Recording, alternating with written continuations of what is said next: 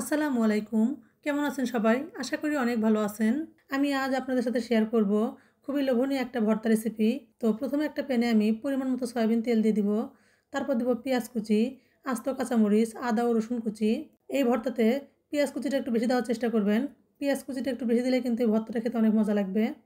তারপর এখানে আমি সামান্য পরিমাণ হলুদের গুঁড়া দিয়ে পেঁয়াজ মরিচগুলোকে আমি সোনালি রং করে ভেজে নিব। তো পেঁয়াজ মরিচটা যখন এরকম কালারটা চেঞ্জ হয়ে আসবে, সোনালি রং হয়ে যাবে, তখন এগুলো আমি তেল ঝরিয়ে উঠিয়ে নিব। এখানে আমি বেশ খানিকটা কাঁচামরিচ নিয়েছি। আপনারা চাইলে এখানে শুকনো মরিচটা দিতে পারেন। তো আমার কাছে মনে হয় ভর্তাটা একটু ঝাল ঝাল হলে কিন্তু খেতে ভালো লাগে।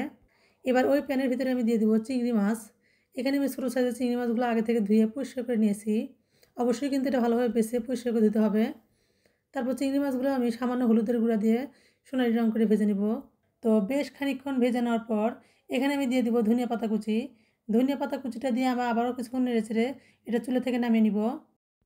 তো চিংড়ি মাছগুলো যখন ভাজতে ভাজতে মুচমুচে হয়ে যাবে, তখন এটা আমি চুলা থেকে নামিয়ে নিব। তারপর আমি ভাজা পেঁয়াজ মরিচ ও চিংড়ি মাছগুলোকে ঠান্ডা করে নিব। তারপর আমি ভাজা পেঁয়াজ মরিচ ও চিংড়ি মাছগুলো ব্লেন্ডারে ব্লেন্ড করে নিব। আপনারা চাইলে এটা কিন্তু শিলপাটায়ও বেটে নিতে পারেন। আর ব্লেন্ডারে ব্লেন্ড করার সময় অবশ্যই কিন্তু এটা ঠান্ডা করে নেবেন। এরপর আমি এখানে স্বাদ মতো লবণ দিয়ে এটা ব্লেন্ড করে নিব। এই ভর্তাটা কিন্তু গরম ভাত, বিশেষ করে খুদের ভাতের সঙ্গে খেতে কিন্তু অসম্ভব মজা লাগে। তো ভর্তাটা করা হয়ে গেছে। এবার এটা আমি একটা বাটিতে উঠিয়ে নিব। তারপর আমি এখানে দিয়ে দেবো সরিষার তেল। তো সরিষার তেলটা দিয়ে আমি আবারও মেখে নিব।